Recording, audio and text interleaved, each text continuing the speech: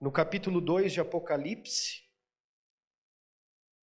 nós vamos ler os versículos de número 18 até o versículo de número 28, a carta do apóstolo João à igreja de Tiatira, mais precisamente a carta de Jesus à igreja de Tiatira.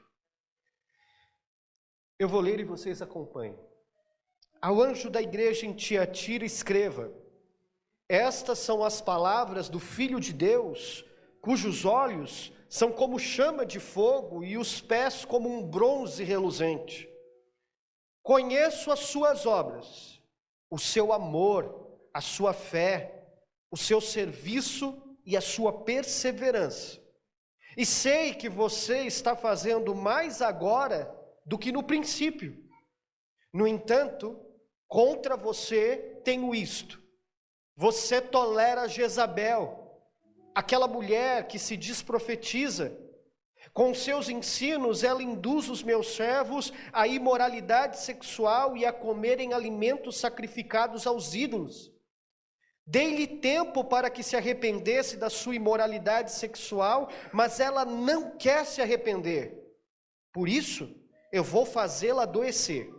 Trarei grande sofrimento aos que cometem adultério com ela, a não ser que eles se arrependam das obras que ela pratica. Matarei os filhos dessa mulher.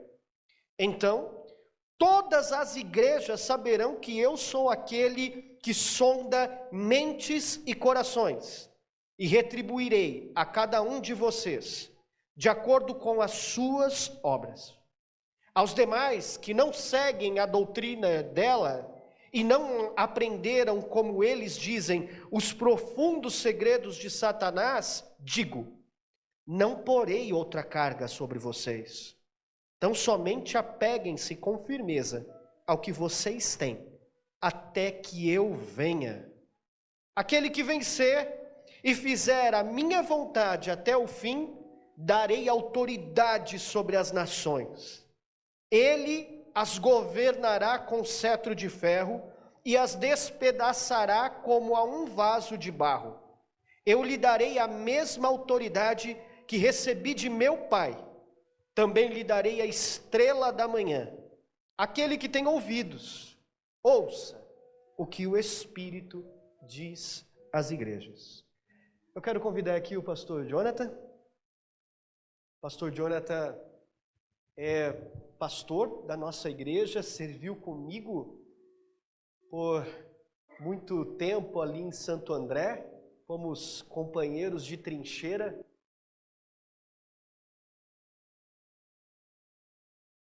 Ali na igreja de Santo André. E o Jonatas está aqui conosco em Guarulhos, auxiliando nesse processo de plantação, numa espécie de estágio conosco, porque ele também, a partir do segundo semestre, vai iniciar um processo de plantação de uma igreja ali em Diadema. Então ele veio para cá, para esse processo juntamente conosco, está sofrendo um pouquinho o que eu sofri por alguns anos, vindo lá do ABC para cá, todos os domingos. Deus é bom, amém? Ele é casado com a Fabrícia ajuda a nossa igreja aqui também no Ministério Infantil. Ele é pai do Pedro e de um outro bebezinho que eu já perguntei para ele por que Deus deu misericórdia a ele, porque nasceram filhos bonitos, puxou a mãe, graças a Deus. Mas eu quero te convidar a orar para que Deus use o teu servo, fale conosco e que o Jonathan não atrapalhe. Amém? Curve a sua cabeça. Pai, obrigado pelo teu servo querido, por esse amigo de ministério. Obrigado por sua família. Obrigado porque eles nos abençoam profundamente com o seu ministério, com o seu amor leal ao Senhor. A minha oração é que o Senhor fale conosco essa manhã através do Jonathan. Usa o teu servo com poder sobrenatural do teu Espírito e com autoridade para coçar a coceira dos nossos ouvidos. Que a tua palavra chegue ao nosso coração e que ela encontre um solo fértil, para que não sejamos meros ouvintes, mas que ao dar frutos, nós sejamos, Senhor, aqueles que vão dar esses frutos àqueles que estão perdidos. Oramos para que a tua palavra fale conosco, em nome do teu Filho Jesus. Amém. Bom dia.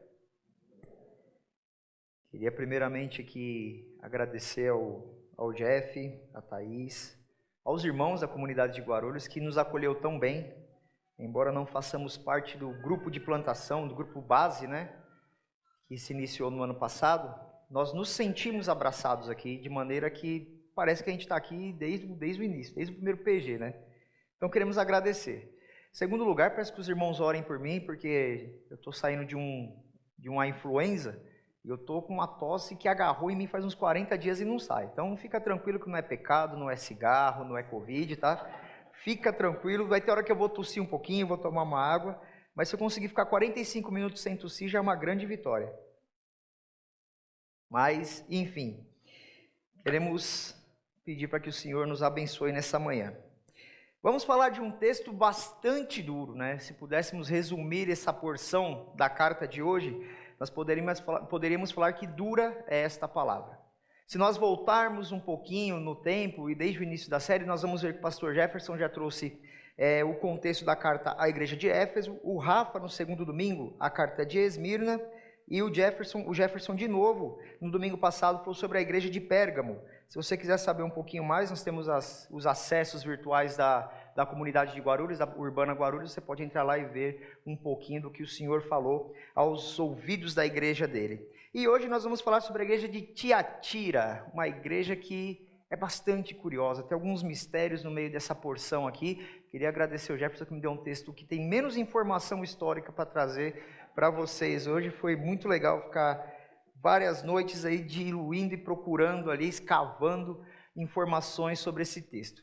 Mas para ilustrar o que nós vamos falar mais ou menos nessa manhã, eu queria trazer um contexto que eu me familiarizo muito. Se alguém me acompanha aí no Instagram, sabe que eu sou totalmente fanático, alucinado por NBA, principalmente pelos Los Angeles Lakers, né? Mas isso não é uma paixão que começou de agora. Eu acompanho o basquete norte-americano, que é a liga da NBA, desde 94, 95, embora não pareça, eu já tenho 36 anos, né? Mas eu acompanhei ali o final da carreira do Michael Jordan, o começo do legado de um dos maiores jogadores da história, o Kobe Bryant, que jogava no Los Angeles Lakers. Vi Shaquille O'Neal, vi vários jogadores muito bons. E no decorrer dessa minha experiência com esse esporte, que é um dos que eu mais gosto mais ainda do que futebol, é claro que quando a Argentina está em campo é outro contexto também, né? Mas enfim, eu vi vários atletas ali com talentos e dons insuperáveis, extraordinários. Vi jogadores que desafiavam a gravidade, desafiavam a habilidade humana, pareciam verdadeiros robôs. E como de costume na NBA, quase 90% dos atletas ali são negros e vêm de um contexto muito periférico, de extrema violência. E esses homens, quando tinham contato com salários altos, com a vida luxuosa, eles tendiam a cair segundo as influências, as tolerâncias que eles davam para a pressão do contexto onde eles vinham. Então, uma vez que eles tinham a oportunidade de mudar de vida, o que eles faziam? Com muito dinheiro, muitos se afundavam de vez nas drogas, nas influências erradas, nos caminhos tortuosos. Recentemente, um dos maiores jogadores da liga, o Ja Morant, que joga no Memphis Grizzlies, ele foi pego numa boate com uma arma na mão, sobre várias bebidas, várias mulheres, aquilo foi um escândalo, ele quase afundou a carreira dele, um dos jogadores mais promissores da atualidade. Isso porque eles toleram algumas influências, algumas seduções do mundo. E o que nós temos aqui hoje diante desse texto é uma igreja com muitos talentos, com muitos potenciais, com muita força, com muita atuação, com dons maravilhosos, mas que aparentemente, como nós vamos ver, se deixou seduzir pelas influências, tolerou demais algumas coisas externas e quase sucumbiu a algumas coisas erradas. Nós hoje vamos conversar sobre a igreja de Tiatira, que eu considero uma grande atleta, mas que se deixou levar pelos contextos errados. Antes de nós começarmos a explorar um pouco dessa carta, eu queria orar mais uma vez com você, pedindo para que o Senhor nos abençoe e nos conduza por meio do Teu Espírito nessa manhã. Senhor, esta é a Tua igreja, Pai. Nós somos a Tua igreja, somos o Teu corpo. E pedimos para que o Teu Espírito, que equipa, edifica, consola e habita no nosso meio, sopre com verdades que sim, serão duras de diluir, como foi para mim enquanto estava preparando, Pai. mas que será pedagógico, didático, confrontador. Que nessa manhã nós possamos nos permitir ser mudados e que o Senhor nos tire da sedução de tolerar coisas que não provêm do Senhor, Pai. Cuida da nossa igreja, cuida do nosso coração e que o Senhor possa reinar sobre ele. É o que te pedimos dessa manhã, em nome de Jesus. Amém?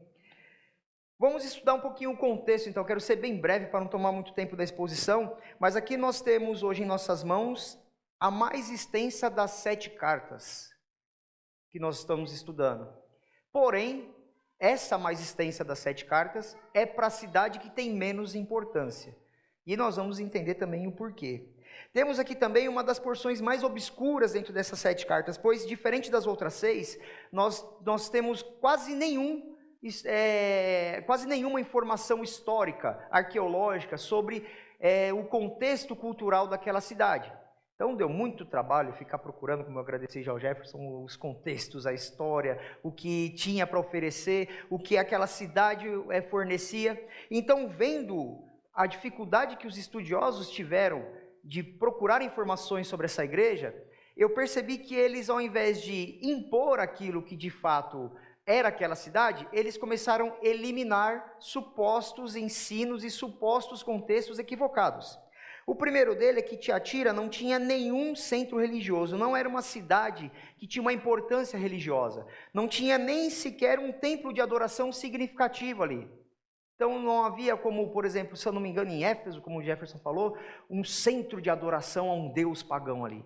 Era uma cidade que tinha uma igreja ali, uma outra aqui, um centrinho de adoração ali, um outro centrinho pagão ali. Então não era um impacto religioso, não havia um impacto religioso. A segunda verdade que os estudiosos tiraram é que Tiatira também não era um centro político, até porque ali o governo romano reinava de maneira tranquila, porque não havia interesse em outros povos de conquistar aquela cidade. Então o governo colocou ali um prefeito, um gestor ali, e foi conduzindo a cidade de maneira bem tranquila, bem de boa, podemos dizer assim. A terceira verdade que eles tiraram é que Tiatira não tinha importância militar também. Era muito habitada por soldados de Alexandre o Grande, e ali era considerado um pouco mais do que um posto avançado para guarnecer Pérgamo. Para nós entendermos essa ideia, Tiatira estava bem ali centralizada entre Pérgamo e Sardes. Então, era uma cidade que, entre aspas, ali, se alguém tivesse que invadir Pérgamo, que teoricamente era uma cidade mais importante, Tiatira servir como alguém que ia se sacrificar primeiro para que desse tempo de Pérgamo se preparar para uma batalha. Então não tinha importância também militar. Tiatira não estava debaixo de perseguição. Não era uma igreja que estava sendo perseguida pela sua fé. Era uma cidade, como eu falei, tranquila. Me parece que era uma cidade pacata. Então a pergunta que se levanta é: o que fez com que a igreja de Tiatira sucumbisse e chamasse a atenção para uma advertência do Filho de Deus? Como eu falei, Tiatira ficava localizada entre Pérgamo e Sardes. Foi comandada pelo governo romano por quase 3 séculos e tinha uma longa história de construção e reconstrução. Era uma cidade que chegava perto da falência, depois se levantava, chegava perto do esfriamento espiritual, depois se levantava. Vários contextos ali cercavam Tiatira nessa questão de se levantar e decair. Lídia, que é citada em Atos 16, vinha dessa cidade para fazer negócios e foi convertida sob o ministério de Paulo. Se você quiser conhecer um pouquinho mais de Lídia, leia Atos 16 que você vai saber quem era Lídia. Todo o intercâmbio comercial que era transportado entre Europa e Ásia passava por Tiatira. Então começamos a entender a importância dessa cidade e nós vamos ver como isso é importante para saber por que o Senhor Jesus falou palavras tão duras para essa cidade. Por não ter influências políticas, religiosas ou sequer estratégicas no que tange à guerra, Tiatira se tornava extremamente importante por conta da sua situação comercial.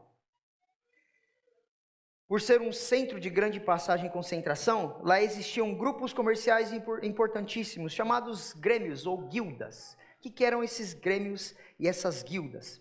Eram grupos que eram formados por operários de lã, de couro, de linho, de bronze, modistas, tintureiros, oleiros, padeiros e traficantes de escravos.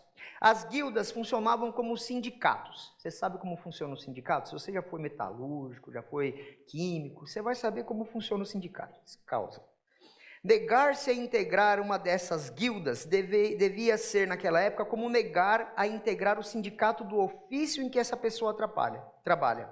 Significaria supormos perder toda a esperança de prosperar no comércio e na indústria.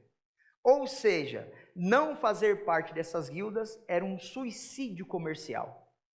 As pessoas não iam comprar na sua loja, não iam vender para você. Você teria muita dificuldade de suprir as necessidades básicas da sua família, porque você não ia ter recurso.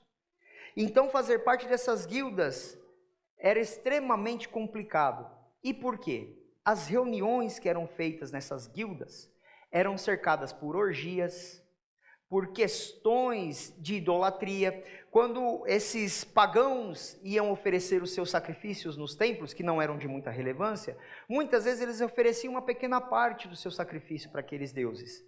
E o restante desse sacrifício, eles ou davam para o sacerdote, que estavam ali recebendo o sacrifício, ou faziam alguma festa, ou faziam uma festa em família, mas na maior parte das vezes era levado para essas reuniões das guildas, e ali eles comiam e bebiam os restos desses sacrifícios, que eram carnes muito boas, eles levavam o melhor que eles tinham para esses sacrifícios. Então, para um cristão, participar dessas guildas era negociar princípios. Era entregar a outros deuses o que Deus reivindica apenas a Ele, que é a adoração. Então, quão complicado era para um cristão que tinha um comércio participar dessas guildas, dessas reuniões. E aqui nós começamos a entender o porquê que o Senhor Jesus fala à igreja de Tiatira a respeito dessas coisas tão duras.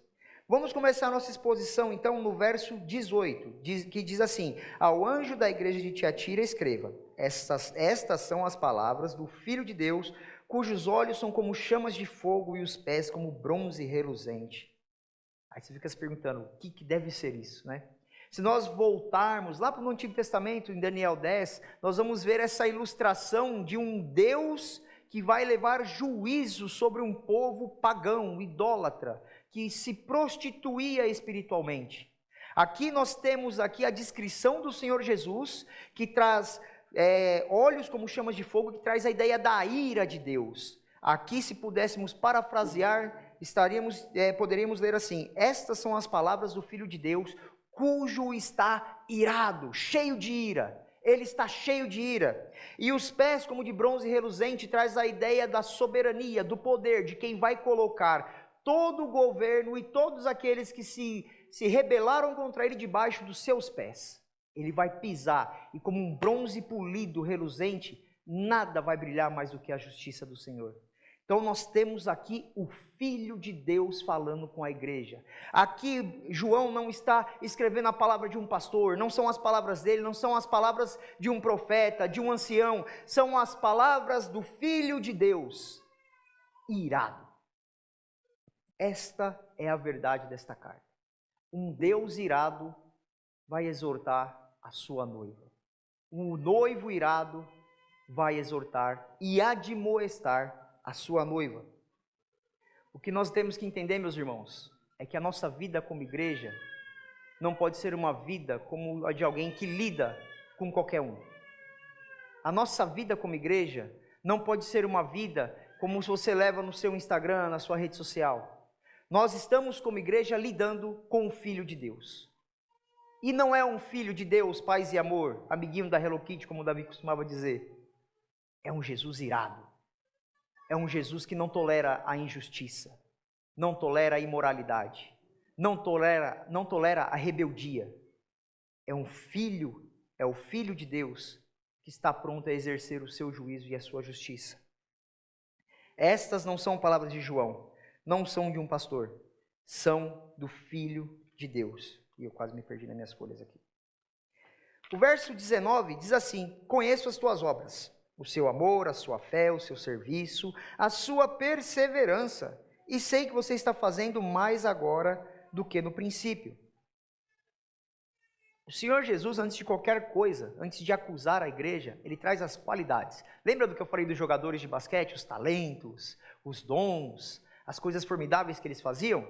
Aqui Jesus descreve essas coisas formidáveis. A igreja de Tiatira tinha boas obras, eu conheço as suas obras, conheço o seu amor. Por exemplo, o amor que faltava em Éfeso, para se o Senhor Jesus destacar aqui, era algo que na minha concepção sobrepujava aqui. Era uma coisa evidente. Ela era amorosa, ela tinha fé. Era uma igreja que andava de fé em fé, de glória em glória, de vitória em vitória. E era uma igreja fervorosa, aparentemente. Ela tinha serviço, labor no que fazia. Sabe, vocês que chegam aqui da diaconia, da equipe de voluntários e trabalham amorosamente, fervorosamente para deixar tudo prontinho para quem sente aqui e assista o culto, que o pessoal possa tocar, o som saia limpinho. Essa igreja tinha labor no seu serviço. Era uma igreja perseverante, era uma igreja que diante dos problemas, lembra que eu falei que era uma cidade que se construía, se destruía, construía, ela sempre perseverava, essa igreja, independente dessas dificuldades. E o Senhor Jesus diz também que essa igreja está mais atuante do que lá no início. Então podemos dizer que é uma igreja que está em franco crescimento espiritual ou social dentro daquele contexto. É uma igreja que tinha rótulos bons. Mas rótulos bons não definem o quanto ela agrada o Senhor. Já pegou? Eu gosto muito de palmito. Alguns vão entortar a cara, vem que palmito é meio exótico. Mas tem uns vídeos de palmito que você pega aquele rótulo bonito, aquela marca com nome importado, e você fala, nossa, esse palmito é bom, né? Aí quando você vai comer, o palmito tá duro, parece só a pupuia do palmito. O rótulo não diz o quanto agrada. O rótulo dessa igreja não diz o quanto ela agrada ao Senhor. Assim, meus irmãos, como os rótulos da nossa espiritualidade não definem a nossa fidelidade à santa doutrina. Muitas vezes nós podemos fazer as coisas da melhor maneira aqui, mas a nossa vida lá fora é um lixo, é uma porcaria e não agrada ao Senhor. Isso não define a nossa espiritualidade. Então voltamos a nos perguntar, o que chamava para essa igreja de Tiatira, o que chamava para si a dura ira do Filho de Deus? O perigo não estava fora. O perigo estava dentro da igreja. E nós vamos entender por quê. Verso 20. Depois que Jesus qualifica a igreja com bons rótulos, ele diz, no entanto, esse no entanto é terrível, né? Contra você tenho isto, você tolera Jezabel, aquela mulher que se diz profetiza. Com os seus ensinos ela induz os meus servos à imoralidade sexual e a comerem alimentos sacrificados aos ídolos. Eu confesso que eu fiquei umas 2 horas nesse versículo. Porque eu comecei a olhar para a minha vida, eu comecei a perceber o quanto nós somos falhos no nosso compromisso de fidelidade a Deus. Nós não sabemos ao certo quem é essa Jezabel no texto. O texto não nos dá essa informação. Então seria uma inferência falar que pode ser a mulher de um pastor, porque se nós levarmos para o Antigo Testamento, no livro dos Reis, Jezabel não era uma líder espiritual, uma líder política, ela era a esposa de Acabe. Esse sim era o líder.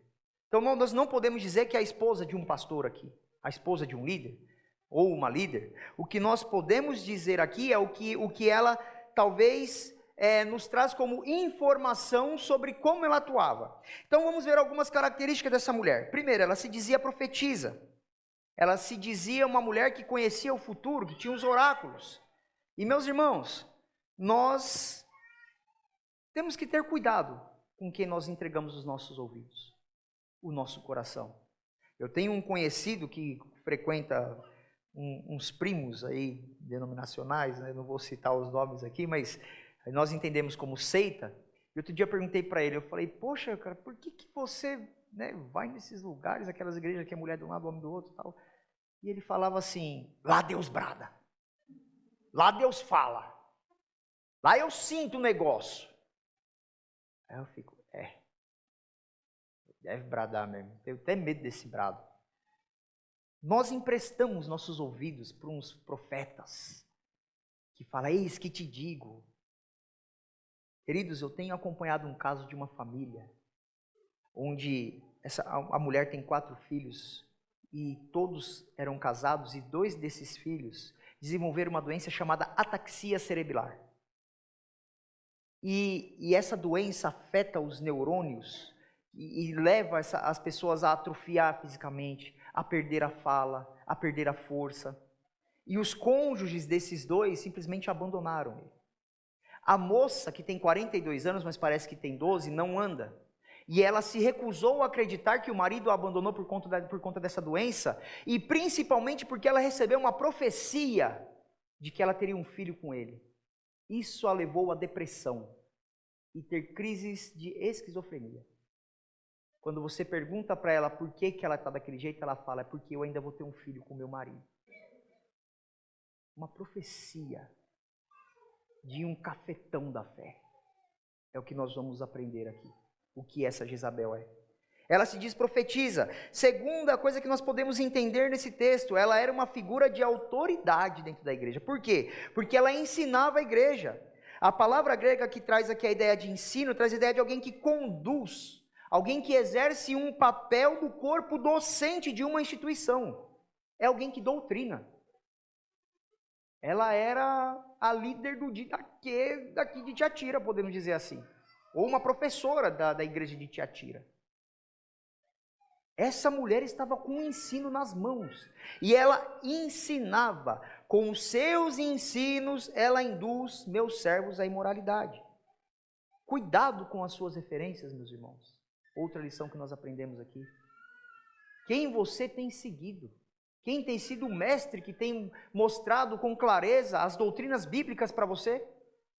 Terceira verdade, ela induz as pessoas aqui. A palavra grega que traz aqui essa ideia de induzir é um joguinho de palavras aqui do domínio semântico que traz a ideia de alguém que seduz, de alguém que conduz ao erro. Ela seduz os meus servos, ela desvia os meus servos no caminho. Sabe aqueles comerciais de cerveja, de refrigerante que nós vemos? Aquela pessoa na praia, aquele sol escaldante, aí passa aquela bandeja com aquele refrigerante gelado, ou aquela cerveja gelada, e você fala, nossa, nesse calor, você está sendo seduzido a consumir aquilo para aliviar a sua sede. Você é seduzido, ela seduzia as pessoas a seguir um caminho. E perceba como é sutil isso. Ela ensinava, não de maneira acadêmica, mas de maneira persuasiva. A sedução persuade. Nós vamos falar um pouquinho mais sobre sedução nesse texto. A quarta característica que nós vemos nessa mulher é que ela tinha o poder de levar os servos de Deus a praticarem imoralidades sexuais e comer coisas consagradas a outros deuses. Aqui nós temos um cenário tanto literal quanto prático, de orgias e fornicações, quanto a ideia de prostituição espiritual. Nós vemos aqui que essa mulher, ela pegava os doulos, que é a palavra grega aqui para servos, os escravos do Senhor, eram crentes, e ela conseguia seduzi-los ao ponto de desviar eles da verdade. E os estudiosos, alguns se batem aqui, querendo entender se essa imoralidade sexual que João coloca aqui, pelas palavras do Senhor Jesus, quer dizer de maneira literal, eles se entregavam às orgias, ou traz a ideia de uma idolatria, alguém que entrega a sua adoração a outro Deus. Mas as duas interpretações estão corretas, porque era tanto a orgia que eles se colocavam naqueles encontros das guildas, como a ideia de oferecer o seu culto e a sua adoração a outro Deus. O ensino de Jezabel tinha o poder de corromper os escravos do Senhor, ao ponto desses escravos se prostituírem. A palavra grega aqui para imoralidade sexual é porneia, a ideia de pornografia, de prostituição. E meus queridos, é impossível nós olharmos para um cenário desse e não irmos lá para o Antigo Testamento e ver a história de Oséias.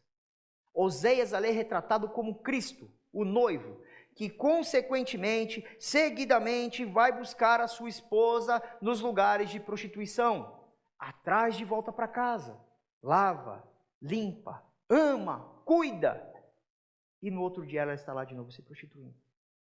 Essa esposa de Oséias somos eu e você, que consequentemente, diariamente, depois de lavado e remido pelo sangue do Cordeiro, voluntariamente e de maneira deliberada, caminhamos para a prostituição espiritual. Nos entregamos para outras coisas. Entregamos a nossa adoração para o nosso trabalho, para os nossos diplomas, para a nossa carreira, para os nossos filhos, para a nossa esposa. Nada pode ser adorado acima do Senhor. Nós somos, muitas vezes, esses servos que se desviam. Uma diferença enorme que nós podemos trazer aqui, para entendermos a seriedade, é você olhar a roupa de uma noiva e a roupa de uma prostituta. A roupa da noiva está sempre linda, limpa. Há um cuidado ali, a gente fez o casamento da Jennifer e do Gustavo, o rapaz estava sempre ajeitando o vestido da noiva, batendo para tirar a poeira ali, está sempre linda. Enquanto a roupa da prostituta seduz, atrai. Ela não está no altar, ela está sempre nas esquinas. Qual é a roupa, meu irmão, que você tem vestido no seu dia a dia, como igreja? Qual tem sido a vestimenta que você tem tomado espiritualmente falando, quando você abre o seu guarda-roupa espiritual para ver o que Deus tem para te oferecer ali? Qual é a sua vestimenta? É uma pergunta que temos que fazer. A prostituta, ela é irreverente, ela é sedutora e ela exala a morte. Nós vamos entender por que ela exala a morte. Aqui ainda no verso 20, chegamos ao cerne desse sermão e descobrimos o crime que essa igreja estava cometendo. Não era simplesmente se desviar, não era simplesmente se deixar ser conduzida por um ensino errado, mas ela tolerava esse ensino. E é o tema da nossa mensagem: a tolerância intolerável. Nós, como cristãos, não podemos tolerar certos ensinos, e essa igreja tolerava. E eu fui ver a raiz dessa palavrinha no grego. Traz a ideia não somente de alguém que permite, mas traz a ideia de alguém que larga. Quem conhece um pouquinho o Henrique sabe que ele é virado no 220 ao quadrado. E deixar ele, tolerar ele fazer as peripécias dele, é perigoso. Porque diferente de você deixar a criança segurar uma faca, pior é você permitir ela fazer com a faca o que ela quer. E essa é a palavra que João está usando aqui.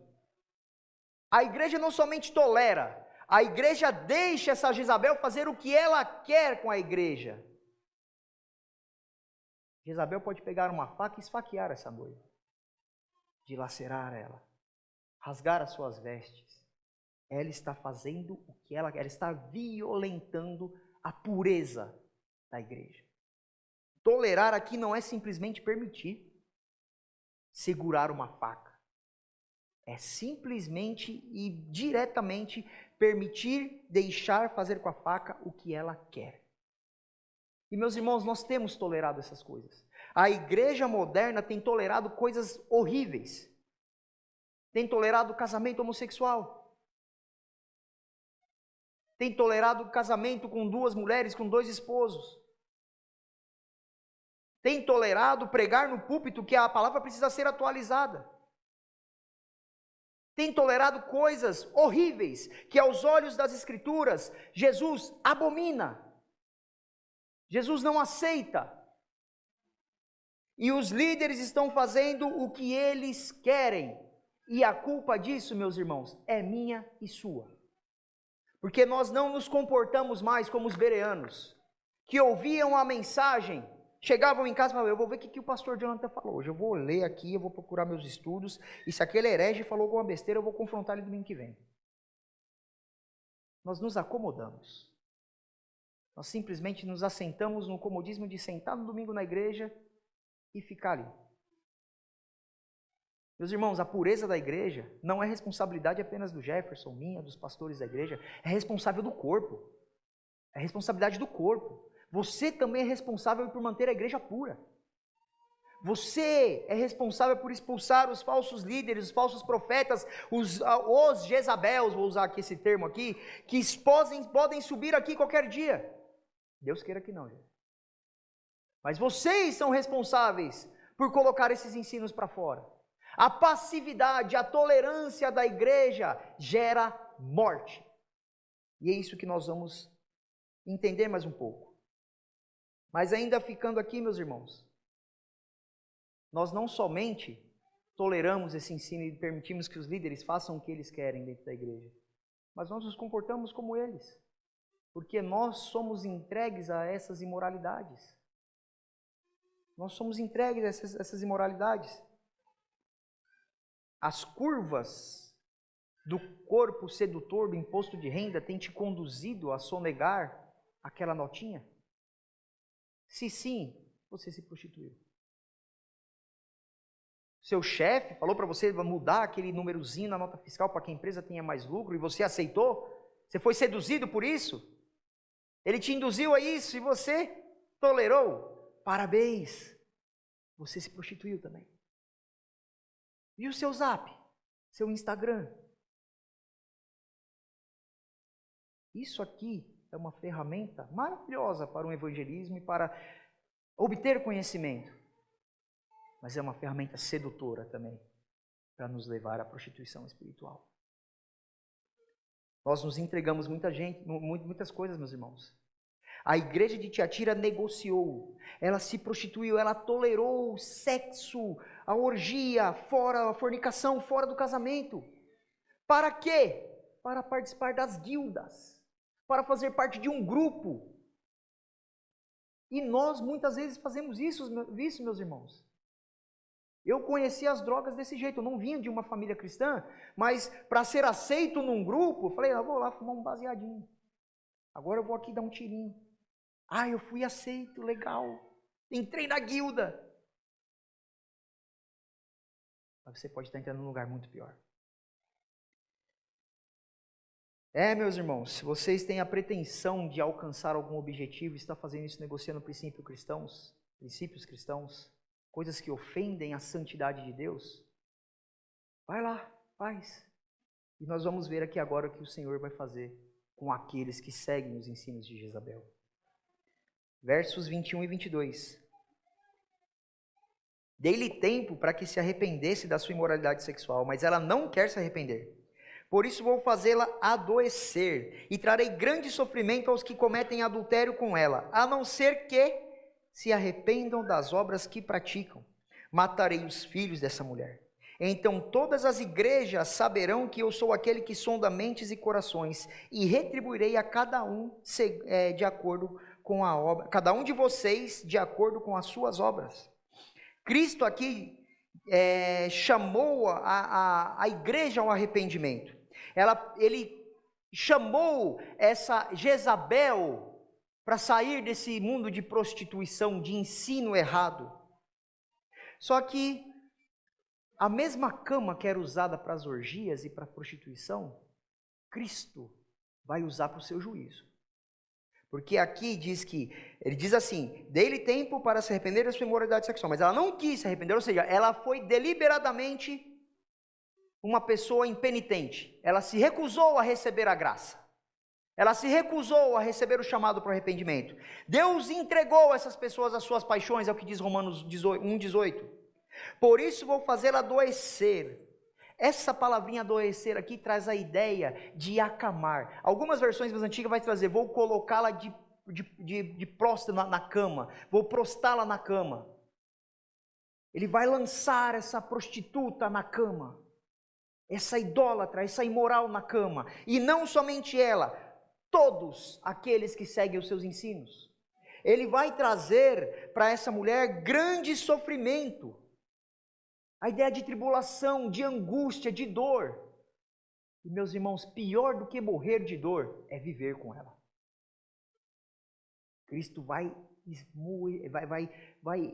esmiuçar esses idólatras, esses imorais com sofrimento na cama. A mesma cama que exalava prazer imoral, agora vai ser leito de dor e sofrimento. E isso aqui é um retrato perfeito do que será o inferno. Um castigo eterno. Aqui Deus está ilustrando dessa maneira. Vai ser um sofrimento. E aqueles que não se arrependerem vão pagar da mesma maneira. E não somente isso. Essa igreja de Tiatira tinha aproximadamente 40 anos. Dá-se a entender que havia uma geração se levantando ali. Cristo não vai permitir que essa geração venha corromper a sua igreja. Ele vai matar os filhos dela também. Nossa, Joe, que palavra forte. Como Deus faz essas coisas? Jesus fará essas coisas? Meus irmãos, A igreja não é imã de pagão. Se nós olharmos Atos 5, nós vemos o juízo instantâneo de Deus sobre Ananias e Safira. Deus matou um casal por conta da mentira. E o curioso é que aqueles que não faziam parte da igreja de Atos, o texto bíblico diz, se você acha que eu estou roubando, vai lá em Atos 5 depois dá uma lida. Diz que aqueles que não faziam parte nem se atreviam a se aproximar. A igreja tem aberto as portas para o mundo. Vamos casar homossexuais, porque eles têm que fazer parte da nossa comunidade. Serão bem-vindos, meus irmãos, nós vamos amá-los, mas não podemos fazer parte dessas uniões. Nós não podemos tolerar esses ensinos de que tudo pode, o antinomismo de que o pecado só afeta o corpo, mas a alma está salva. Não! Deus vai matar essas pessoas. O juízo virá aqui e no porvir. Deus não vai tolerar. Deus não é tolerante com o pecado. O Deus Pai abandonou o Filho na cruz, quando todo o pecado do mundo foi lançado sobre o Filho. Deus não compactua com o pecado. Deus não tolera o pecado. A igreja de Atos nos mostra isso. Deus exerce o seu juízo instantâneo. O filtro de Deus está passando a todo tempo. E se precisar limpar com a morte, Ele vai limpar. A morte é serva do Senhor. Quando Ele fala vai e busca, ela vai e busca. Porque Ele venceu ela. E por ter vencido, Ele domina ela.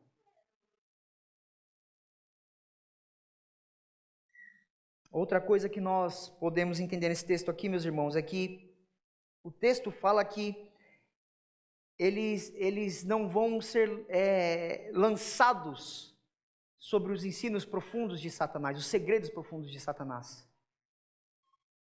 Deus sabe o que acontece por trás das cortinas da igreja. Não há nenhuma ação dentro da igreja que Deus não veja. Ele sabe o que acontece. Não adianta eu subir aqui, meu irmão, ou vir até aqui, não tem escada, né? Eu vir até aqui, pregar santidade, e minha vida ser um lixo. Eu estou sujeito a essas punições. Meus filhos estão sujeitos a essas punições. Por quê? Aqui eles veem o pastor, Jonathan. E em casa eles veem quem? Quem eles assistem? Quem os seus filhos assistem? Na novela da vida real. É duro? Dura esta palavra.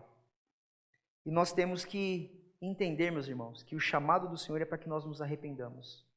Nós vamos tomar a ceia daqui a pouco. E Paulo fala sobre isso em 1 Coríntios 11. Há muitos que dormem, ali é um eufemismo para a morte, porque vivem indignamente, tomam a ceia indignamente, não examinam a si mesmos. O Senhor está nos chamando essa manhã, meus irmãos, para examinar os nossos corações e nos arrependermos das nossas práticas imorais.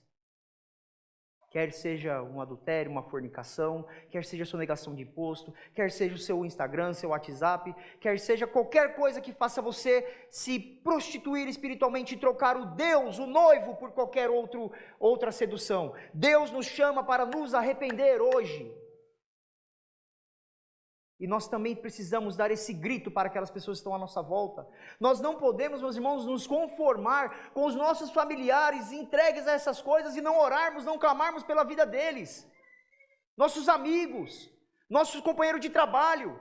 Nós não podemos aceitar que as pessoas estão caminhando a passos largos para o inferno, sendo conduzidos por essa imoralidade e simplesmente nos calar. Volto a dizer, a responsabilidade é minha e tua. A Igreja Batista Urbana de Guarulhos, se não se posicionar de maneira fiel à palavra, eficaz, atuante, nós vamos ser apenas uma guilda, enquanto Guarulhos todo está caminhando para o inferno. Temos que clamar pelas vidas, chorar por essas vidas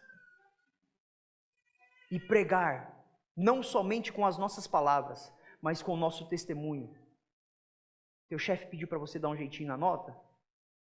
O que Jesus faria? O que Jesus faria? Está coçando a mão, dá uma mexida no imposto de renda? O que Jesus faria? O que Jesus faria no seu lugar? Caminhando para o fim, versos 24 e 25.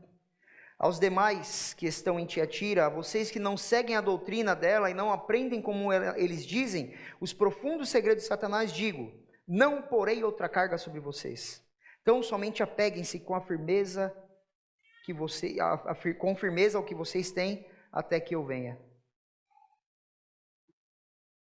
Até aqui doeu, né? Foi uma admoestação. Mas agora Jesus chama para exortação, é uma palavra de encorajamento aqui. Ele diz que aqueles que não se dobram para essas doutrinas imorais, receberão uma recompensa. A primeira delas é que Deus não vai lançar uma carga sobre ela. Deus não vai colocar um peso a mais do que ela consiga carregar. Talvez seja duro para você, irmão, aguentar certas situações.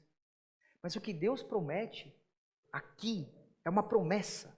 Aos demais que estão em Tiatira, a vocês que não seguem essa doutrina, não aprenderam ela, como dizem os profundos segredos de Satanás, Jesus, dizem, não porei outra carga sobre vocês.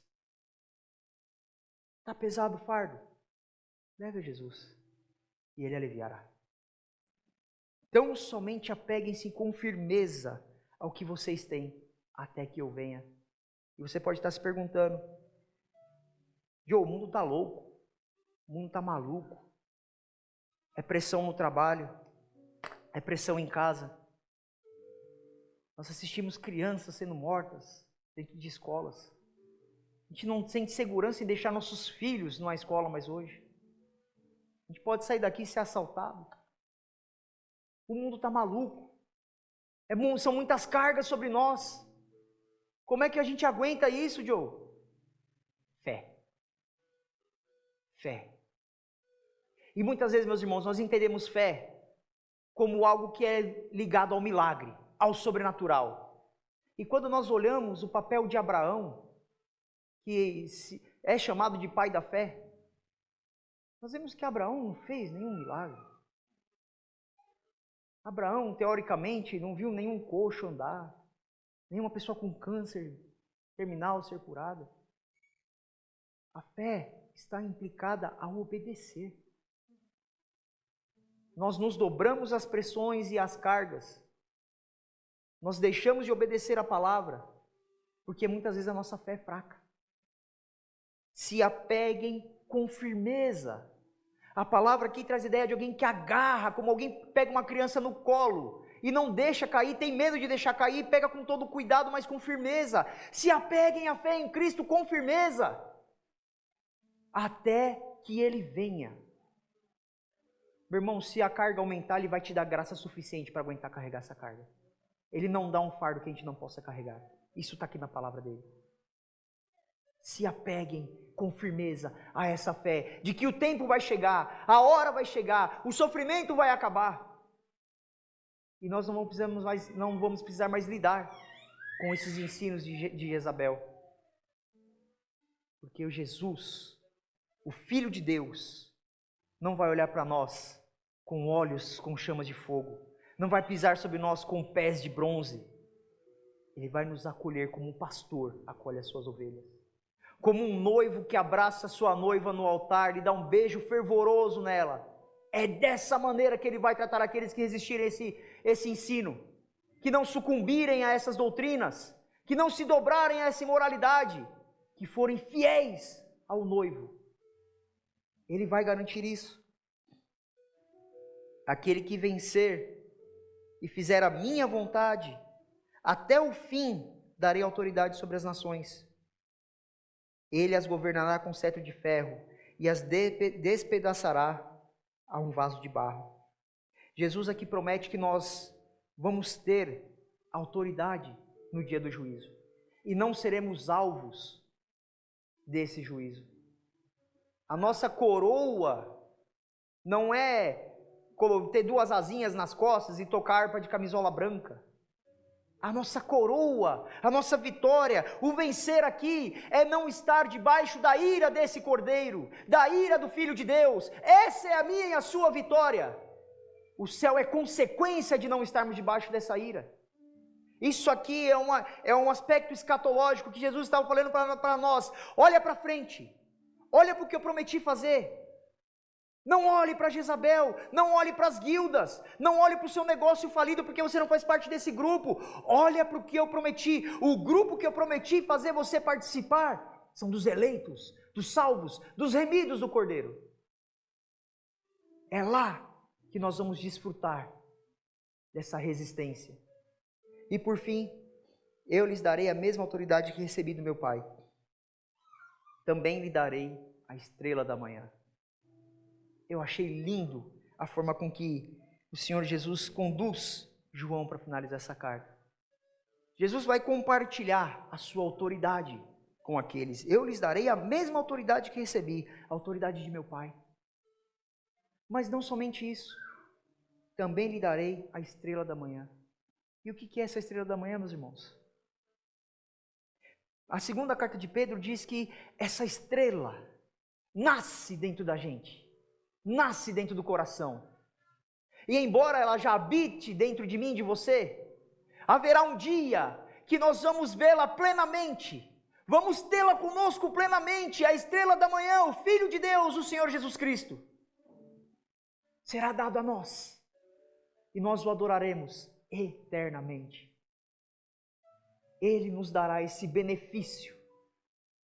Vamos sofrer aqui, meus irmãos. Mas a estrela da manhã está nos aguardando. Ela está nos aguardando. Nós podemos desfrutar um pouco da morada dela dentro de nós, porque ela nasceu em nós.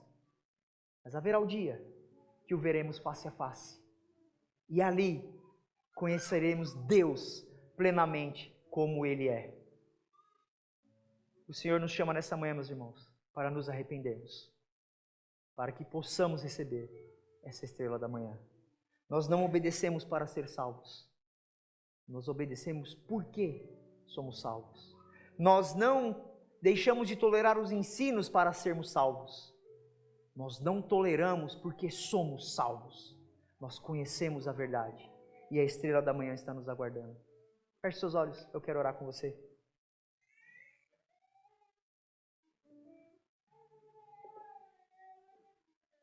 Obrigado, Senhor. Obrigado porque o Senhor transforma uma palavra tão dura, que mostra a dureza do Teu juízo, a dor do Teu castigo, Pai, que estão reservados para aqueles que o rejeitam. O Senhor transforma um texto tão difícil de mastigar em uma bela história de amor com final feliz, Pai.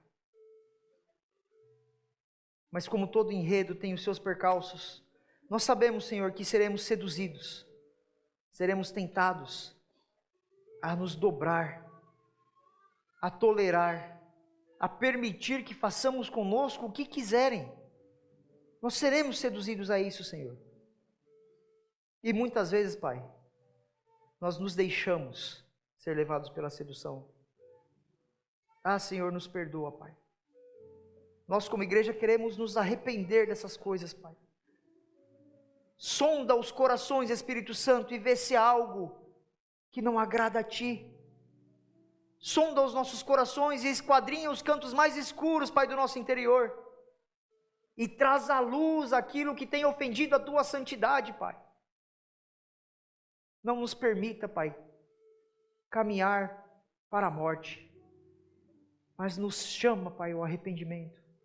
Converta corações nessa noite, Senhor, nessa manhã.